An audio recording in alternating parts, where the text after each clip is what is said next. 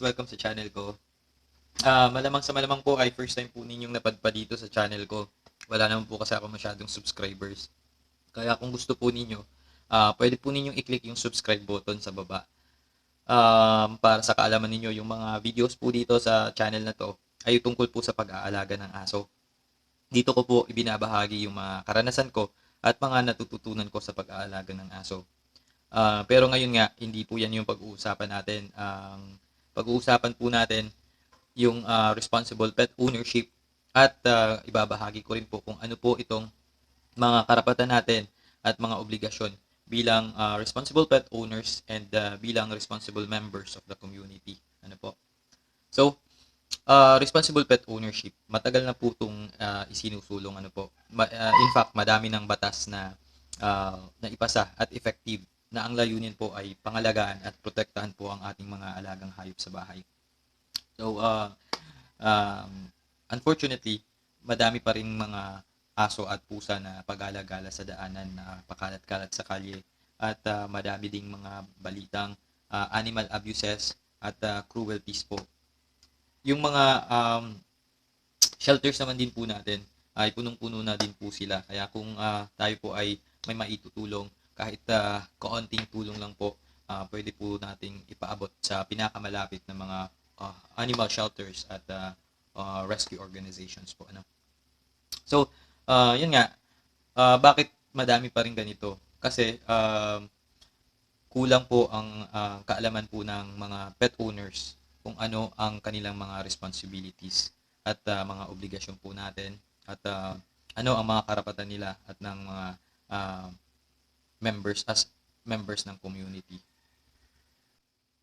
So, umpisa natin sa tanong na bakit po tayo nag-aalaga ng mga aso or pusa. For me personally, no, gustong-gusto ko po talaga ng aso. Kahit nung bata pa ako, madami na akong asong naalagaan. And hanggang ngayon, hilig ko pa rin yung aso.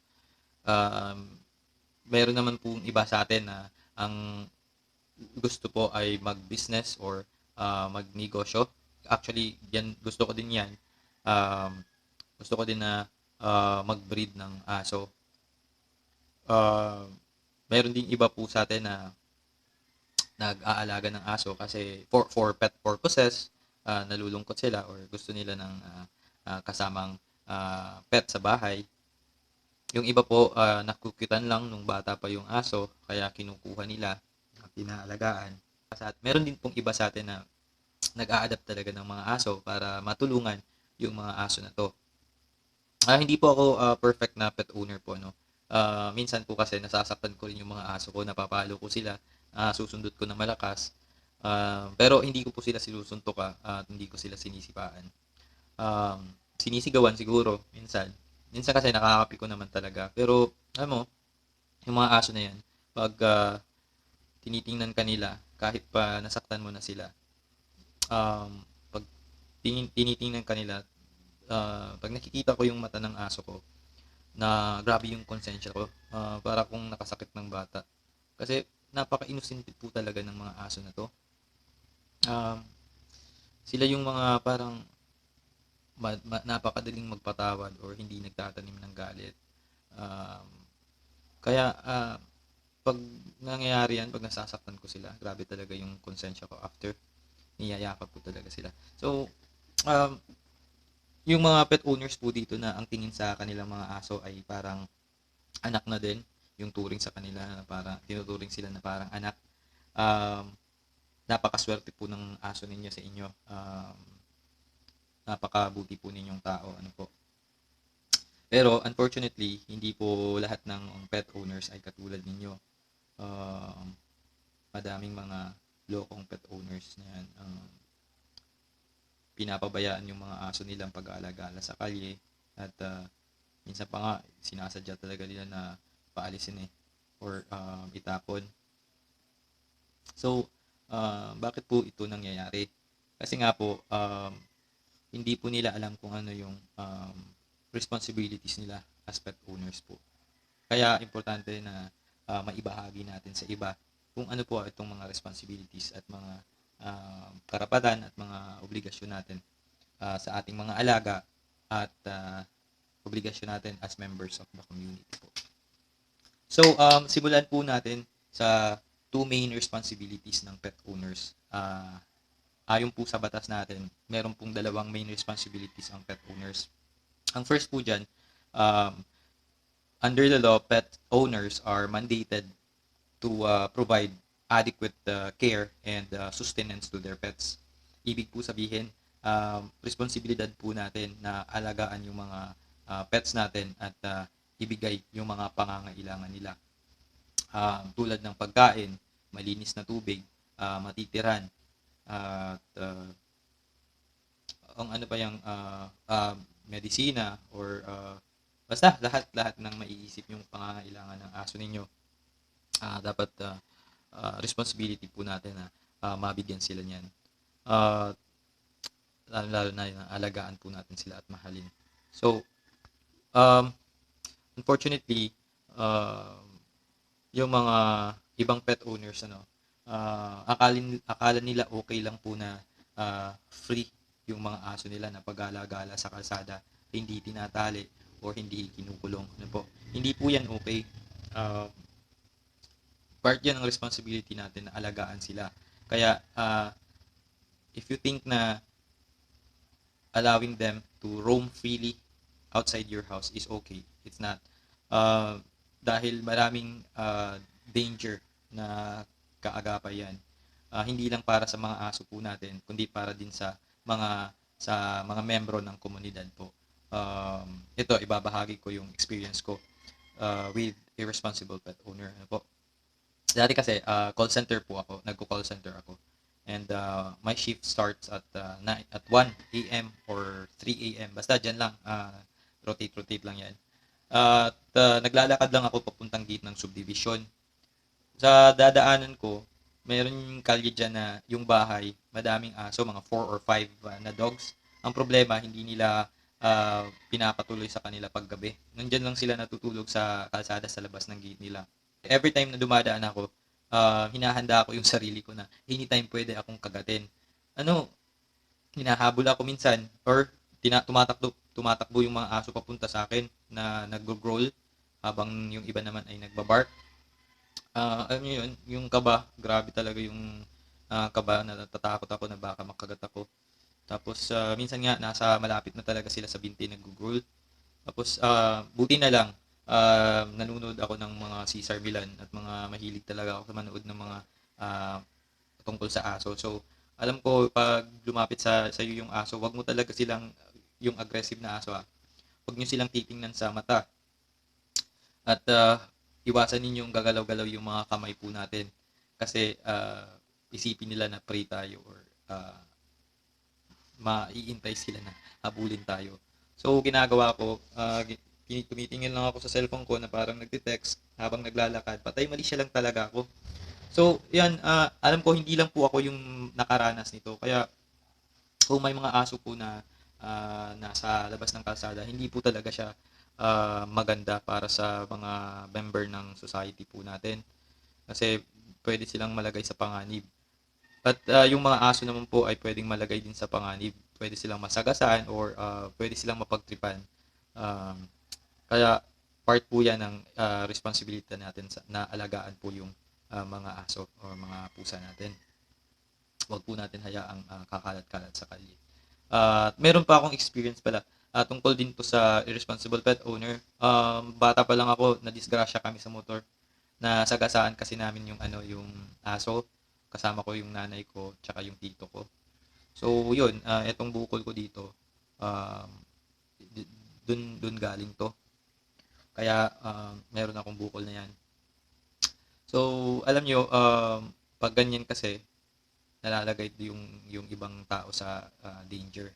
Kaya as part of the first responsibility po natin, alagaan po natin yung mga aso natin at wag nating hayaan nakakalat-kalat sa kalsada. Kasi kapag may mga mangyaring masama, magiging liable po tayo as pet owners sa kung anumang mangyari.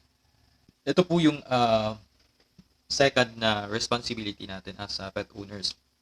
So, under the law po, pet owners are vicariously liable for the damage or harm that is caused by their pets.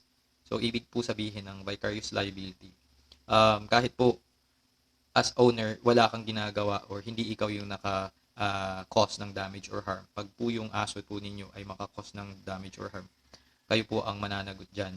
Liable po kayo sa damages. Pagbabayarin po kayo at kayo po ang gagastos ng mga pagpapa-hospital at kung ano pa man yung pinsala na magagawa ng aso po ninyo. So, yan po ang second na responsibility po natin. Yun po yung dalawang main responsibilities natin as pet owners. So, pupunta na tayo ngayon sa mga batas na nagbibigay sa atin ng karapatan at obligasyon sa kapwa natin na mamamayan or sa kapwa natin member ng community at sa mga alaga po natin. So, unahin na natin itong itong Animal Welfare Act of 1998 po, ano. So, basahin ko lang. So, sabi dito, the Animal Welfare Act of 1998 makes it unlawful for any person, 1, to torture any animal, 2, to neglect to provide adequate care, sustenance, or shelter, or maltreat any animal. So, yan po yung first responsibility po na nabanggit ko kanina. Third po, to subject any dog or horse to dog fights or horse fights. Ako, nakakita na ako ng horse fights. Ewan ko kung ba't merong ganun dun. So, fourth, kill or cause or procure to be tortured or deprived of adequate care, sustenance, or shelter, or maltreat. And last, use the same in research or experiments not expressly authorized by the Committee on Animal Welfare. Alam niyo po, ang Animal Welfare Act, hindi lang po yan para sa mga domesticated animals po natin, ano, sa mga aso, pusa, ano pa yan na nasa bahay na inaalagaan natin. Extended po ito sa mga inaalagang mga exotic na animals tulad ng monkey, di ba, yung sa Quezon City dati na nasa news, yung ostrich. So, yun. Protected po sila ng batas na to. Actually, parang lahat ng animals na na pwedeng gawing subjects sa trade or gawing alaga. Yung batas din po na to ay hindi lang applicable po sa pet owners, ano po. Ito din yung batas na pwede nating gamitin laban sa mga pang-aabuso or kapabayaan ng mga operators or owners ng halimbawa mga pet hotels, pet daycare center, pet groomers or grooming services, pet transportation service providers, at kahit ano pa pong mga kumpanya na obligated na mag-alaga ng mga pets natin po. Kahit anong pet service providers po na in charge sa pag-aalaga, whether it be permanent or temporarily ng ating mga pets. Okay? So, proceed tayo sa sunod na batas. Ito naman po ang Anti-Rabies Act of 2007. So, basahin ko lang. Section 5 of the Anti-Rabies Act of 2007 requires all pet owners to, letter A, have their dog regularly vaccinated against rabies and maintain a registration card which shall contain all vaccinations conducted on their dog for accurate record purposes. B. Submit their dogs for mandatory registration. So, sabi ng batas na to, obligasyon po natin na panatiliing updated ang bakuna ng ating mga aso, lalo na sa anti-rabies vaccine. Kaya po, i-avail po natin yung mga anti-rabies vaccination na kinakandak ng ating mga City Health Veterinary Office. Letter C, ito yung para sa akin ano, I think ito yung provision ng batas na to na um, always at kadalasan talaga na nava-violate. So basahin ko maintain control over their dog and not allow it to roam the streets or any public place without a leash. So alam nyo na po na kung kayo po ay pet owners at may mga pets po kayo na hinahayaan lang na maggagala-gala dyan sa mga kalye natin. Alam nyo po, pwede kayong kasuhan ng violation of anti-rabies law.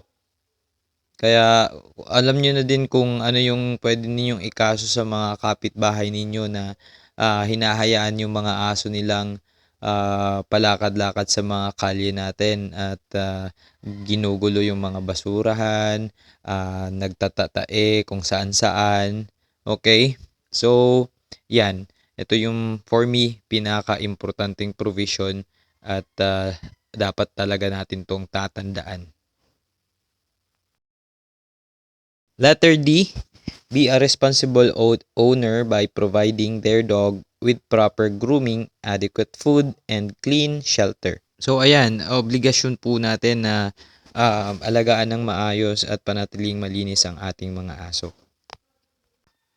So letter E na tayo, within 24 hours, report immediately any dog biting incident to the concerned officials for investigation or for any appropriate action and place such dog under observation by a government or private veterinarian.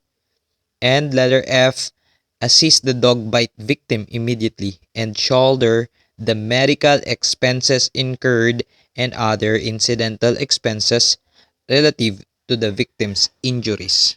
So ayan, malinaw po ang sinasabi ng batas na dapat i-report po natin ang mga incident na nakakagat yung aso natin.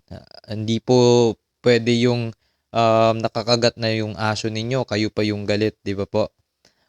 Wag, kailangan ninyong i-report kaagad kahit sino pa man yung may kasalanan or kahit sino pa man yung may kapabayaan. Pag nakakagat yung aso nyo, automatic takbo kayo kaagad sa mga otoridad para i-report ang pangyayari. Tapos, sabi din dito na pag yung aso ninyo ay nakakagat, obligasyon po ninyo at yung mga nakagat naman po ay karapatan po ninyo na panagutin po ang mga may-ari ng aso sa gastusin sa ospital at sa pagbabakuna. Kasi po, pwede po kayong makasuhan kung papabayaan po ninyo yung biktima. Ano? May na-encounter na ako dito. Doon ko din nalaman na meron palang batas na anti-rabies law na nagbabawal na pabayaan yung mga biktima ng animal bite. Kailangan po talagang panagutan ng may-ari ng nakakagat na aso or pusa yung gastusing medical. So, ang mga violations po or if nalabag nyo po yung mga nabanggit ko, pwede po kayong makasuhan at hindi po ito isang civil case lang. Ito po ay isang special penal law at pwede kayong mabilanggo or mapagmulta kung kayo po ay lalabag sa batas po na ito. So, siguro po by now, naiintindihan na po natin na pwedeng dalawang kaso ang makaharap natin kung tayo po ay magiging pabayang pet owners. Ano? Pwedeng civil at pwede din tayong makasuhan ng criminal under this special penal laws na anti-rabies law at saka yung Animal Welfare Act. So, kung sa civil po na kaso, kung sa civil case po ay pwede tayong hindi mapanagot. For example, yung aso po ninyo ay nasa loob po ng bakuran ninyo tapos may nagnakaw o pumasok siya ng walang paalam, ano? Tapos nakagat siya ng aso po ninyo.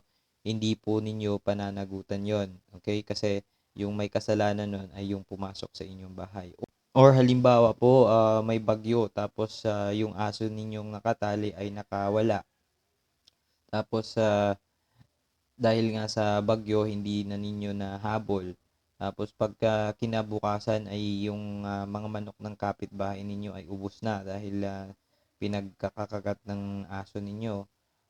Dahil po ito ay hindi po sinasadya at dahil po nga may bagyo or isang kalamidad. ah, Pwede po tayong hindi mapanagot sa damage na nagawa po ng ating mga alaga. Pero kung sa civil pwede kayong hindi mapanagot dito sa violation ng um, Anti-Rabies Act at saka ng Animal Welfare Act, ano, hindi po tayo makakatakas pag yung mga nabanggit ko pong provisions ay nalabag po ninyo. Pwede po talaga kayong makasuhan at mahatulan ng pagkakabilanggo or mapagbayad po ng multa. Okay? So, ang pagiging responsible pet owners po ay hindi po siya natatapos sa pagbibigay po natin ng pagkain at pag-aalaga sa mga alaga nating pets, ano. Um, Bilang responsible pet owners, dapat din po tayong sumunod sa mga batas po. So, itong law po na to, anti-rabies law, ito din po yung nagbibigay ng mandato o responsibility sa ating mga lokal na gobyerno na magtaguyod ng mga programa na para mabawasan po ang rabies cases at i-promote ang responsible pet ownership po. Kaya po tayo may mga programang free anti-rabies vaccinations, may mga free spay and neuter na ginagawa po ng ating mga city health veterinary offices po. Hanggang dito na lang po tayo, and sa mga nandyan pa rin, nanonood pa rin hanggang ngayon, salamat po sa interest ninyo sa na ipinakita sa talakayang ito, and also napakabuti po ninyong pet owners. Sana po ay magtulungan tayo na i-educate ang mga pet owners natin na magampanan naman po natin ang ating mga responsibilities and obligations as pet owners to our pets and also to the community po. So, bago ako magpaalam, gusto ko din ibahagi sa inyo itong sinabi ni Immanuel Kant. Ano po? Sabi niya, you can judge a man's heart by the way he treats animals. Kayo po ay may mga mabuting puso. And thank you so much sa panonood. God bless you. Bye-bye.